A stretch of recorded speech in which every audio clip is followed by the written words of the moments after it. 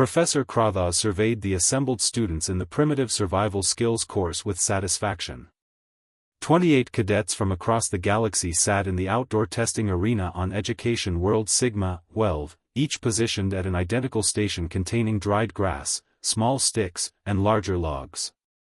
The midday sun blazed overhead, perfect conditions for the examination. Fire, Krathos began, his chitinous plates reflecting the sunlight, is the foundation of civilization. Before fusion reactors, before plasma torches, before even basic electricity, every sentient species learned to create and control flame. Today, you will demonstrate mastery of fire-making using only primitive methods.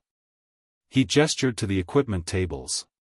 You may choose from friction-based tools, the bow drill, the hand drill, or the fire plow. You may also attempt percussion methods using flint and steel. You have 1 standard hour. Begin. The students rushed to their equipment tables. The insectoid Kreshtar immediately grabbed a bow drill, their multiple limbs providing excellent coordination. The furred wolven selected hand drills, confident in their strength and stamina. The crystalline Lithians chose flint and steel, their mineral-based biology giving them natural affinity for stone tools. And then there was Emily Chen, the human exchange student.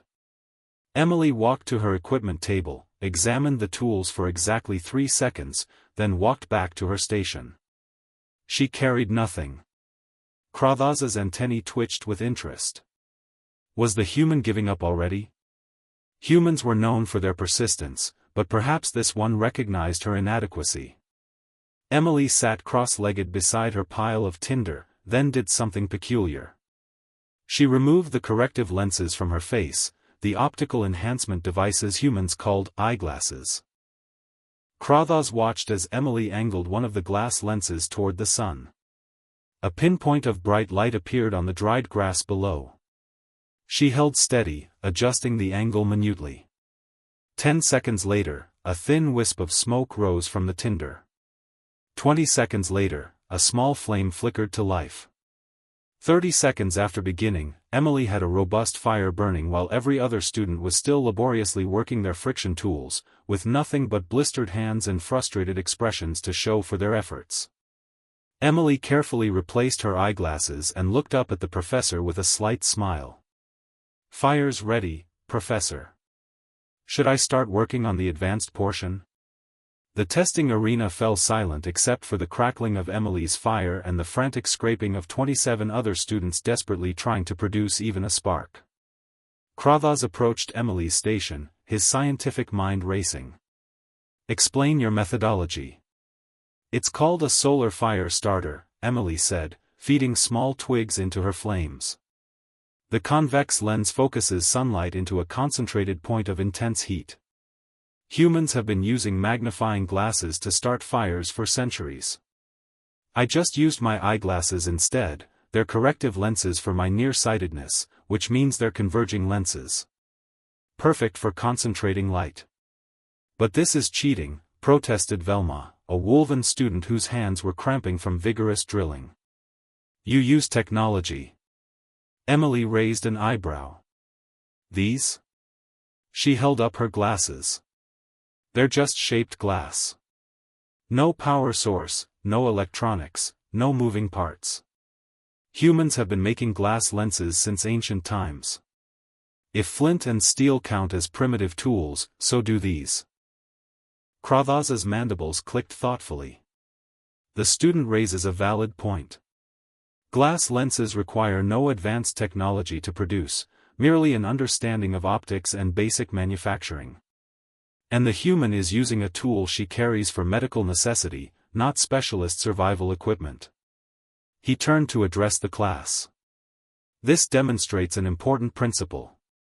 The most elegant survival solution is often the one requiring the least effort." The human identified a tool already in her possession and adapted it for an unexpected purpose. This is creative problem solving. The Kreshtar student finally produced a small ember after 15 minutes of intense drilling. He looked at Emily's cheerfully burning fire and his antennae drooped in defeat. "How did you even think of this?" he asked. Emily shrugged.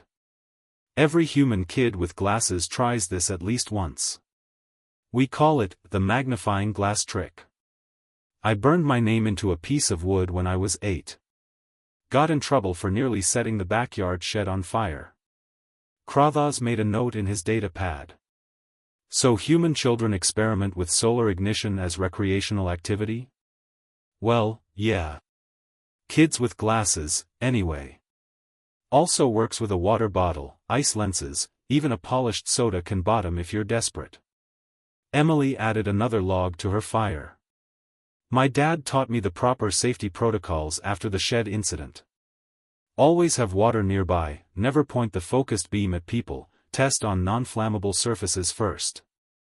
By the end of the hour, only 12 students had successfully created fire. Emily's blaze had burned longest and strongest. The other successful students had raw, blistered hands. Emily's hands were unmarked. Professor Crothers revised the course syllabus that evening.